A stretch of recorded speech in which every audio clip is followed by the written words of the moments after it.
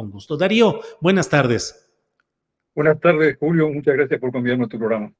Al contrario, Darío, aprecio mucho que estés con nosotros porque sé que estás en el mero centro de la acción de lo que está pasando allá en Brasil. Ha habido muchos análisis y polémica acerca de esta forma de resistencia del bolsonarismo que ha tomado puntos, se ha instalado en carreteras para obstruir el libre tránsito y ha habido manifestaciones ante cuarteles pidiendo que el ejército impida que Lula da Silva tome posesión de la presidencia de Brasil e incluso ayer en este estado tan especial de Brasil, donde hubo en San Miguel del Oeste, donde hubo este acto en el cual pues se ve las personas al menos extendiendo el brazo derecho al frente como en un saludo nazi. ¿Cómo van las cosas, Darío, por favor?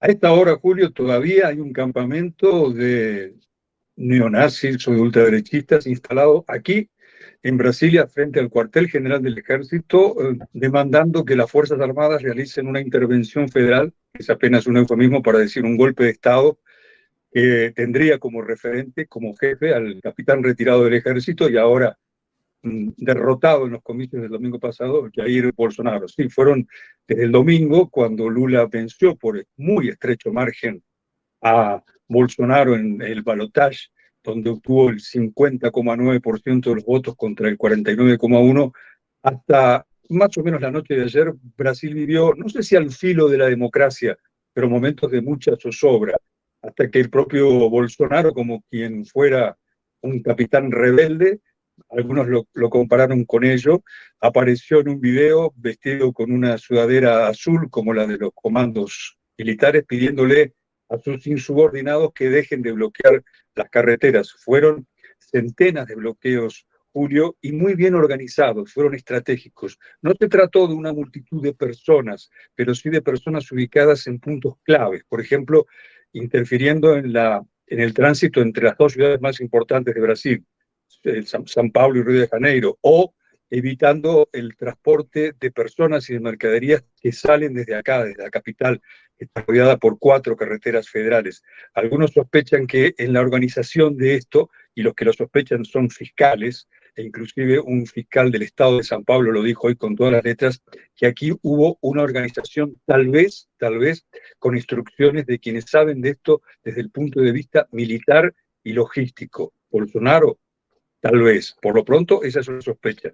Lo cierto, Julio, es que el país vivió zozobra hasta que Bolsonaro finalmente anoche dio la orden y comenzó a descomprimirse. Y el dato del día de hoy es que son mucho menos los bloqueos, muchas menos las intercepciones de carreteras federales y estaduales, y comienza de una vez por todas la transición, porque el representante del presidente electo Luis Ignacio Lula da Silva está aquí en Brasilia para reuniéndose, en realidad el gerundio lo que corresponde está ocurriendo ahora, con el jefe de gabinete del presidente Bolsonaro en el Palacio Presidencial. Detalle, trascendió que Bolsonaro evitó estar en el Palacio Presidencial al momento de la llegada de los representantes de Lula, que por lo demás Bolsonaro, como tú sabes, hasta el momento no reconoció oficialmente la victoria de Lula, lo que sí hizo su gabinete, lo que de hecho significa que, quiera o no, Bolsonaro sabe que perdió las elecciones del domingo pasado.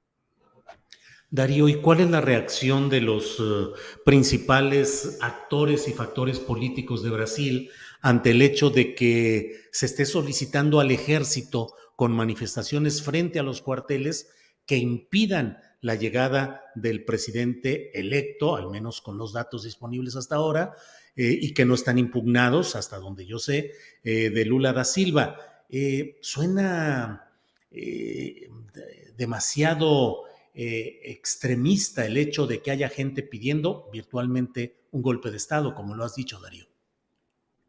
Extremista porque ciertamente Bolsonaro es un caso de nueva derecha al extremo, Julio. Muchas veces se hace alguna comparación, una tabla rasa de las nuevas derechas, ¿no? De la italiana, de la norteamericana, de la existente ahora con el movimiento Vox en España, pero esta, la de Brasil, es la que sobresale por ser eminentemente militarista. No solamente el presidente es un capitán retirado del ejército que reivindica el golpe militar de 1964, sino que su vice es un general y que en la candidatura derrotada el domingo pasado, otra vez un candidato era él, capitán del ejército, y otra vez con otro general como candidato a vice. Y el partido militar, por lo menos así se lo llama entre comillas, Julio, es un actor gravitante, el mismo actor que fue de los únicos factores de poder que no se ha pronunciado por este llamamiento de los activistas de extrema derecha para que haya un golpe militar. También debe ser dicho que no es conveniente, por lo menos para hacer un análisis, confundir a los que votaron a Bolsonaro, a los 49,1% de los electores que votaron a Bolsonaro, con los que están pidiendo un golpe militar. Entre el voto de Bolsonaro, entre el respaldo electoral y la movilización, las hordas de ultraderecha, hay una distancia sustantiva. Los que votaron a Bolsonaro en general son personas que tienen convicciones conservadoras, convicciones de derecha, pero no apoyan en ese grado un retorno de los militares. Lo que sí se puede por lo menos describir a este momento, porque estamos muy sobre los hechos como para hacer un análisis consistente, es que Bolsonaro ha caído en el aislamiento político, Julio, porque sus aliados, léase los ministros civiles de su gobierno, o factores de poder, por ejemplo, la banca, o por ejemplo, los grandes empresarios, e incluso los grandes medios de comunicación, los grandes grupos concentrados de comunicación, como en México puede ser Televisa, como en Colombia puede ser Caracol, o como en Argentina puede ser Clarín, le han dado la espalda en esta irrupción un tanto alocada de último momento de Bolsonaro. Bolsonaro está a esta hora en su residencia, en la mansión oficial de Alborada, donde va a pasar los próximos 2 meses, realmente solo. No hay con él personas que representen a grandes grupos de interés o de poder para animarlo a continuar con esto. Incluso en el Congreso, donde a la fecha Bolsonaro tiene una mayoría sustantiva, el presidente de la Cámara de Diputados y el presidente del Senado, ambos simpáticos a Bolsonaro, fueron muy rápidos, muy inmediatos en reconocer la victoria de Lula. Era algo de lo cual precisaba Bolsonaro para generar un vacío y para que su aventura golpista tuviera más verosimilitud. Concluyendo, Bolsonaro en su soledad política no tiene el apoyo de muchos que fueron sus socios hasta el domingo a las 19:50 horas, 10 minutos antes de que el Tribunal Supremo Electoral reconociera la victoria de Luis Ignacio Lula da Silva del Partido de los Trabajadores.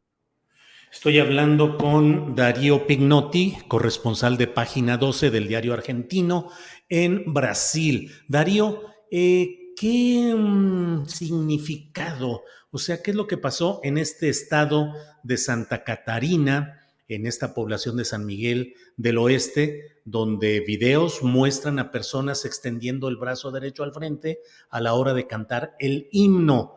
En la inmensa mayoría de los medios internacionales, incluyendo desde luego Página 12, pues se habla del saludo nazi. Luego hay otras referencias de algunos grupos de derecha que dicen, no, así se saluda cuando se está frente a la bandera o en un acto patrio. ¿Qué hay sobre esto y cómo lo interpretas, Darío? Como imagina Julio, ese argumento citado por ti, que algunos saludan hacia la bandera, es risueño.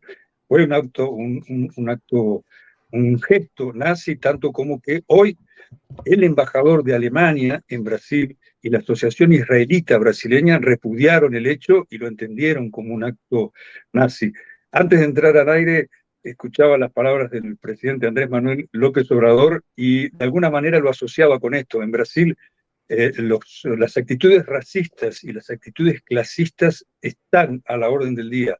En este caso, porque Brasil arrastra una mancha de esclavitud que se prolongó casi hasta principios del siglo XX. No quiero abundar sobre esto, pero quienes estudian sobre el tema, quienes saben sobre el tema, dicen que en Brasil todavía no fue extirpado el mal del racismo en un país donde aún muchos siguen hablando de las minorías negras, cuando la mayoría de la población es afrodescendiente, el 53% de los brasileños. Y esto se asocia también con un país que además de las diferencias raciales tiene las diferencias sociales y geográficas. El norte y el nordeste brasileño son fundamentalmente de población afrodescendiente, y el sur es blanco. Y esto ocurrió en un estado sureño, el estado que le dio la mayor proporción de votos al Bolsonaro, Santa Catarina, pese a que es un estado pequeño, es un estado del sur, rico y blanco. Y no es la primera vez que en Santa Catarina se observan actitudes racistas. ¿Qué ocurrió? Sucedió esto ayer, mientras un grupo de ultraderechistas pedía precisamente, frente a una unidad militar de Santa Catarina, que Bolsonaro diera un golpe de Estado, que no se reconociera la victoria de Lula, obviamente, y que los militares lo acompañaran en una gestión de facto, de excepción. En medio de ese evento, un importante industrial local, catarinense, pidió que antes de interpretarse el himno se hiciera tal o cual gesto. Y fue allí, mientras se interpretaba el himno nacional brasileño, que decenas de personas, como lo habrás visto en la fotografía, Julio, hacían precisamente el gesto nazi, en una región que tiene tradición de ultraderecha y donde el mes pasado, en ese estado, también Santa Catarina, un estado de abrumadora mayoría blanca de la población, fueron detenidos varios jóvenes, ya están librados, en todo caso fueron investigados, algunos fueron demorados, por integrar organizaciones nazis que se reivindican como tales en las redes sociales y a los que le fueron secuestrados símbolos nazis, bibliografía idem y armamento. De manera que este es un correlato de todo este movimiento de la ultraderecha brasileña que, pese a que el gobierno de Bolsonaro tiene sus días contados institucionalmente, acabará el 1 de enero próximo, no acabará, esto sí, ni el movimiento bolsonarista, ni el liderazgo de Bolsonaro sobre ellos, ni los grupúsculos nazis que, por otra parte, han crecido mucho al calor del bolsonarismo. Y si tú observas, el propio Bolsonaro, alguien que cuida muchísimo su coreografía, sus gestos, no pocas veces saluda con la mano derecha en alto. Esto lo hizo desde su campaña electoral, cuando al principio los cronistas lo observábamos y no entendíamos muy bien si era o no era lo que imaginábamos. Con el correr de los 4 años, o casi 4 años de su gobierno, comprendemos que sí, que es eso. Bolsonaro es alguien que hace guiños al nazismo. Por otra parte, durante su gobierno ha habido hechos concretos en los que manifestó o dejó ver aproximación con el nazismo puro. Bolsonaro recibió en persona a la nieta del último jefe de gobierno del Tercer Reich, así como lo escuchas, una alemana que es la nieta perdón. No, no, nada, nada. Perdón, la nieta del ministro de Hacienda, de Economía, de Hitler, que una vez ocurrido el suicidio de Hitler, asumió las riendas, la gestión del gobierno hasta la rendición final. Esta mujer, que además es una importante líder del nazismo alemán y es diputada, estuvo en Brasil. Cuando llegó, muchos creyeron que venía a encontrarse con grupos marginales o para relaciones con alguna, y no. Se reunió con el hijo de Bolsonaro, Eduardo, uno de los hombres responsables de las relaciones internacionales del actual presidente y muy vinculado al publicista norteamericano Steve Bannon, aquel que fuera asesor de Donald Trump, con una diputada directa de Bolsonaro, una de las responsables de la política legislativa de Bolsonaro, y con el propio Jair Bolsonaro. Hay una fotografía de los tres muy sonrientes, la diputada y heredera casi sanguínea del nazismo alemán, su esposo y Bolsonaro, en el Palacio de Gobierno, de manera que estos no son ni gestos curiosos ni anécdotas, son parte de una realidad, la de un Brasil de ultraderechizado que no va a acabar con la llegada del gobierno democrático de Luis Ignacio Lula da Silva, probablemente, Julio.